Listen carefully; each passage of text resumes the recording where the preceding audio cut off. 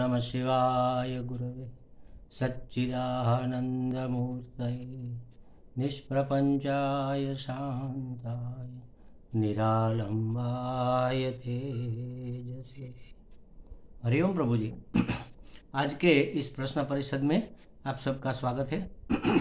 आज का प्रश्न बेंगलोर से ज्योति गुप्ता जी का है। उन्होंने पूछा है कि दुर्गा सप्तशती में अथ सप्त श्लोकी दुर्गा में ऐसा आता है, उसमें अथ शब्द का क्या अर्थ है, अथ माने क्या है। देखो प्रभु जी, हम इसका व्यवहार में भी उपयोग करते हैं, बोलचाल में भी कभी कभी, जैसे कि अथ से इति तक ऐसा हम बोलते हैं। अथ माने शुरुआत, इति माने पूर्णाहुति। तो अथ एक तो प्रारंभवाचक शब्द है जिसका अर्थ होता है अब, माने कि पहले कुछ हो चुका है और अब ये होने जा रहा है। तो अथ का अर्थ अब। अथ मंगल सूचक भी है और शिष्टाचार मूलक भी है। परंपरा से चला आता है शिष्टाचार, तो अथ से शुरू करते हैं। तो अब का मतलब अब दुर्गा सप्तशती की शुरुआत करते हैं। अथ अब सप्तशती ही दुर्गा, अब दुर्गा सप्तशती की अथवा तो दुर्गा के 7 श्लोकों में हम स्तुति शुरू करते हैं। तो यहाँ सूचन करते हैं, हमें बताया जाता है या तो समझो वचन दिया जाता है कि अब हम दुर्गा जी की स्तुति 7 श्लोकों में करेंगे, ये हमारा प्रॉमिस है। तो इससे क्या होगा कि जिसको दुर्गा सप्तशती में इंटरेस्ट है, जिसको दुर्गा जी की स्तुति में, दुर्गा जी की उपासना में रुचि है, वो रहेंगे, बाकी सब जाओ, बाकी कोई इसमें पढ़ने की ज़रूरत नहीं है। तो ये भी इसका अर्थ हम अथ का कर सकते हैं। अथ मतलब अब दुर्गा अथ का मतलब हम प्रॉमिस देते हैं, हम वचन देते हैं, हम आपको खबरदार करते हैं कि अब हम दुर्गा जी की स्तुति करेंगे 7 श्लोकों में। अगर आपको इसमें इंटरेस्ट है, आपको इसमें रुचि है, तो अब आप बैठिए। अथ का मतलब ये भी होता है। और सबसे पहले जब ब्रह्मा जी प्रकट हुए, भगवान की नाभि से एक कमल निकला और कमल में, नाभि का मतलब है नभ, नभ कमल से ब्रह्मा जी का प्राकट्य हुआ। तो ब्रह्मा जी ने आसपास देखा, कुछ है नहीं, बहुत ढूंढा, कोई दूसरा नहीं है। उसे समझ नहीं आया कि मुझे करना क्या है, मेरा प्राकट्य किस लिए किया गया है, किस लिए हुआ है, तो कुछ समझ में नहीं आया। उसी समय आकाशवाणी हुई, मतलब भगवान आकाशवाणी से अदृश्य रहकर बोले, तप तप, मतलब तप करो। और ब्रह्मा जी ने बहुत लंबे समय तक तप किया। यहाँ तप का मतलब है उन्होंने मनोमंथन किया, ज्ञान के लिए अपने विवेक का उपयोग किया, और तब भगवान प्रसन्न हुए और साक्षात उसके सामने आकर उसको उपदेश दिया कि अब तुम्हें क्या करना है और कैसे करना है। और जब उन्होंने ये सब सुन लिया और इस तरीके से सृष्टि प्रारंभ करने का सोचा, तब शुरुआत करने से पहले, जैसे कोई मंगल हम प्रारंभ करते हैं, तो उसका गला फाड़कर 2 शब्द निकले। फाड़कर मतलब फाड़ दिया ऐसा नहीं, मतलब गले में खुले स्वर से 2 शब्द निकले, ओम अथ, ओम अथ, ओम अथ। तो ओम और अथ ये दोनों शब्द परमात्मा के प्रिय और सर्वमंगलकारी नाम है। तो ओम अथ बोलने से भी मंगल होता है, ये श्रवण भी मंगल है। देखो सुनना भी कितना मधुर है, कितना प्रसन्नता प्रदान करने वाला है। ओम अथ, ओम अथ, ओम अथ, ओम अथ सप्त श्लोकी दुर्गा, आनंद आता है। तो ये परम मंगलकारी पद है, मंगलाचरण अब करने की जरूरत ही नहीं रही ना। ओम अथ कर दिया, मंगलाचरण हो गया, मंगल का आचरण हो गया, यह मंगलाचरण है समझ लो। तो इसके उच्चारण मात्र से मंगल हो जाता है। अब एक अर्थ है मंगल अथ अथ का तद अनंतरम, उसके बाद। उसके बाद आगे हमने देखा अब शुरू करते हैं, लेकिन कब? उसके बाद।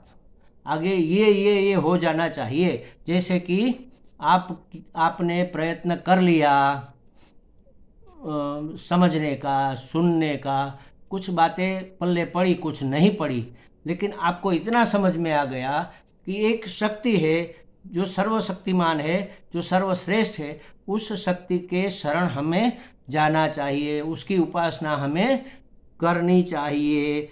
तद अनंतर, इतनी समझ के बाद, तद अनंतर इतनी समझ के बाद, इतने प्रयत्न के बाद, एक अर्थ ऐसा भी होता है तद अनंतरम, उसके बाद। साधक के शरीर में स्वस्थता हो, साधक के मन में स्थिरता हो और बुद्धि में सूक्ष्मता हो, तद अनंतरम। देखो महाराज, ये ब्रह्म विद्या कहो या उत्कृष्ट कक्षा की उपासना कहो, ये कब शुरू होती है और उसके लिए क्या क्वालिटी है। हमारे यहाँ कुछ प्राप्त करना है और किसी जॉब के लिए भी अगर हम अप्लाई करते हैं या तो एडमिशन के लिए हम अप्लाई करते हैं, तो हमारी क्वालिफिकेशन देखी जाती है कि आपने इतना किया है, 12वीं पास कर ली, तब आपको कॉलेज में एडमिशन मिलेगा, आपने इतना इतना पास कर लिया, तब आपको ये नौकरी मिलेगी। तो उसी तरह परमात्मा की उपासना, उत्कृष्ट उपासना करने में या तो ज्ञान मार्ग पर चलने के लिए 3 चीज़ें आवश्यक होनी चाहिए, आवश्यक होती है। शरीर में स्वस्थता हो, बीमार शरीर कोई उपासना नहीं कर सकता। कोई ज्ञान तप, आगे हमने देखा ना, तो ये तप है, ज्ञान तप कर नहीं सकता। अस्वस्थ शरीर, कोई बीमार है, सर में दर्द है और उपासना करने बैठेगा तो भगवान याद आएंगे या सर याद आएगा? मन तो सर में ही रहेगा, अरे यहाँ दुखता है, बहुत दुखता है, बहुत पीड़ा है, कब मिटेगा, बहुत, ये कैसे हो गया, बस यही विचार आते हैं। भगवान का कौन सोचता है उस समय? कमर में दर्द है, घुटनों में दर्द है, पेट में दर्द है, जो भी दर्द है, मतलब शरीर में स्वास्थ्य, मन में स्थिरता, मन स्थिर होना चाहिए। मन इधर उधर दौड़ रहा है, कहीं बाहर से आए और ऐसा कुछ भोजन भी किया, रजस, तो रजस तत्व मन में, अन्न से मन बनता है महाराज। देखो, आप राजसिक खुराक खाओगे तो आपका मन कभी स्थिर नहीं रहेगा, आप तामसिक खुराक खाओगे तो आपका मन आपके वश में नहीं रहेगा। अन्न से मन बनता है, इसलिए गीता जी में कहा आहार विहारस्य, आहार में और विहार में हमें समता का प्रदर्शन करना चाहिए, समता में स्थिर रहना चाहिए। आहार भी इतना खाओ, कम भी नहीं, ज़्यादा भी नहीं, बहुत गर्म भी नहीं, बिल्कुल ठंडा भी नहीं, बासी भी नहीं, राजसिक नहीं, तामसिक नहीं, सात्विक खुराक खानी चाहिए, जिससे मन हमारा सात्विक बने, तो मन स्थिर रहेगा। तो शरीर में स्वास्थ्य, मन में स्थिरता और बुद्धि में तीव्रता, बुद्धि में तीक्ष्णता होनी चाहिए। अगर नहीं है तो बार बार विचार करके, कुछ पढ़कर, कुछ लिखकर, कुछ सुनकर हमें बुद्धि को शार्प बनाना चाहिए। तो जिसकी बुद्धि शार्प है, जिसका मन स्थिर है, जिसका शरीर स्वस्थ है, तदनंतरम, उसके बाद आप इस उपासना में प्रवेश करोगे, आप इस ज्ञान तप में प्रवेश करोगे तो आपको सफलता मिलेगी। शास्त्र का परोक्ष ज्ञान तो हो गया कि अहम ब्रह्मास्मि, मैं ब्रह्म हूँ, सभी परमात्मा ही बना हुआ है और परमात्मा एक ही है, परमात्मा के सिवा और कुछ है ही नहीं, ये परोक्ष ज्ञान तो हो गया। तद अनंतरम, उसके बाद अब साक्षात्कार करना है परमात्मा का। साक्षात ज्ञान के लिए उपासना में रुचि पैदा होगी। अब हमारी पहुंच तो है नहीं वहाँ तक, मन वाणी का वो विषय नहीं है, हमने बहुत प्रयत्न कर लिया, पकड़ में नहीं आया परमात्मा। जब हमसे पकड़ में नहीं आती कोई चीज़, तब हम क्या करते हैं? उसके शरणागत हो जाते हैं।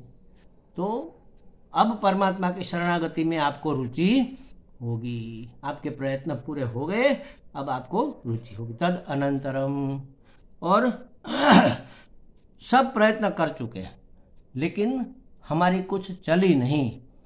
प्रयत्न तो सब करते हैं, वेदांत कोई आसान बात नहीं है, ये कठिन है। पहले पहले शुरू में जो लोग सुनने आते हैं वेदांत क्लास में, कोई चीज़ पल्ले नहीं पड़ती, उसका दिमाग चकरा जाता है। धीरे धीरे हमें कहते महाराज हम आते तो है 2 सप्ताह से, लेकिन कुछ समझ में नहीं आता। तो हम कहते हैं कोई बात नहीं बेटा, जितना समझ में आए उतना समझने का प्रयत्न करो, बाकी कंटिन्यू रखो, धीरे धीरे सब समझ में आ जाएगा। और 2 महीने के बाद वही व्यक्ति कहता है कि महाराज हमें सब समझ में अब आता है, अब आप जो बोलते हैं, जो भी शास्त्र में लिखा है, जो आप पढ़ते हैं, सब पूरा का पूरा समझ में आ जाता है। देखो महाराज, ये है अब अभी उसको समझ में आए का मतलब शाब्दिक अर्थ, वाच्यार्थ समझ में आ रहा है। और वाच्यार्थ समझ में आना ये भी बहुत बड़ी बात है। वाच्यार्थ के बाद लक्ष्यार्थ समझ में आएगा कि ये शब्द का लक्ष्य क्या है। ये बोलता तो ये ऐसा है, लेकिन कहना कुछ अलग चाहता है, इसका भाव क्या है, इसका भावार्थ समझ में आएगा। जैसे वाच्यार्थ माने शब्द सुनते ही, जैसे घड़ा शब्द सुना तो हमें एक मिट्टी का बड़ा सा मटका हमारे ध्यान में आया, हमारे जहन में, हमारे दिमाग में, हमारी सोच में आया, घड़ा माने ये। और कहेगी घोड़ा तो अलग चीज दिमाग में आएगी, तबड़क तबड़क दौड़ने वाला कोई प्राणी, ये समझ में आएगा, ये वाच्यार्थ है। हाथी तो लंबी सूंड वाला, लंबे कान वाला, एक बड़ा भारी भरकम ऐसे ऐसे डोलता हुआ चलता हुआ एक प्राणी हमें दिमाग में आएगा।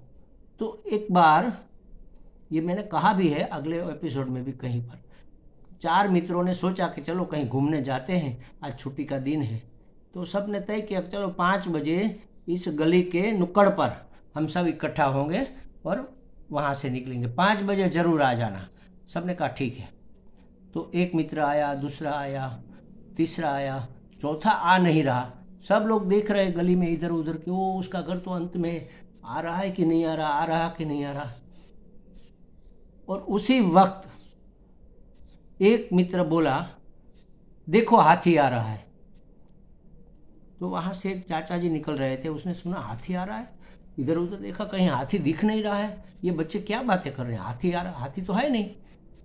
वो उसका जो बाकी मित्र था वो आ रहा था, वो मोटा था, तगड़ा था और ऐसे ऐसे डोल के आ रहा था।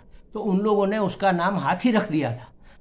जैसे बच्चे एक दूसरे को चिढ़ाने के लिए उसका नाम रख देते हैं, ऐसे उसका नाम उन्होंने हाथी रख। तो हाथी शब्द का वाच्यार्थ तो एक प्राणी होता है, लेकिन इसका यहाँ कहने का लक्ष्यार्थ क्या है, ये है लक्ष्यार्थ, लक्ष्य कुछ अलग है। तो 2 महीने के बाद लोग जब कहते हैं कि स्वामी जी हमें सब समझ में आ रहा है, तो उसको अभी वाच्यार्थ समझ में आ रहा है। 6 महीने, 8 महीने, 1 साल जाएगा, तब उसे कुछ कुछ चीज़ें समझ में आने लगे। अरे ये तो हम समझ ही नहीं पाए थे, हम तो इसको ऐसा सीधा सरल समझ रहे थे, लेकिन इस बात में तो बहुत गहराई है। तो ये गहराई नापने के लिए, गहराई तक जाने के लिए हमारे पास कुछ क्वालिफिकेशन चाहिए। और उस क्वालिफिकेशन में 3 प्रकार की हमारी क्वालिफिकेशन होती है, शारीरिक, मानसिक और बौद्धिक। शारीरिक क्वालिफिकेशन है हम स्वस्थ हो, तभी हम इसको समझ सकेंगे, इसमें इसकी गहराई में जा सकेंगे। मानसिक क्वालिफिकेशन का मतलब है मन हमारा स्थिर हो, एकाग्र हो, तब हम इसको पकड़ पाएंगे, इसके अर्थ को। और बौद्धिक क्वालिफिकेशन में है बुद्धि हमारी शुद्ध हो और तीक्ष्ण हो। शुद्ध बुद्धि से अगर कुछ सुना जाए, मन में कुछ अलग अर्थ है कि देखते हैं, चलो सुनते हैं महाराज जी क्या कहते हैं, कितने पानी में है देख लेते हैं चलो।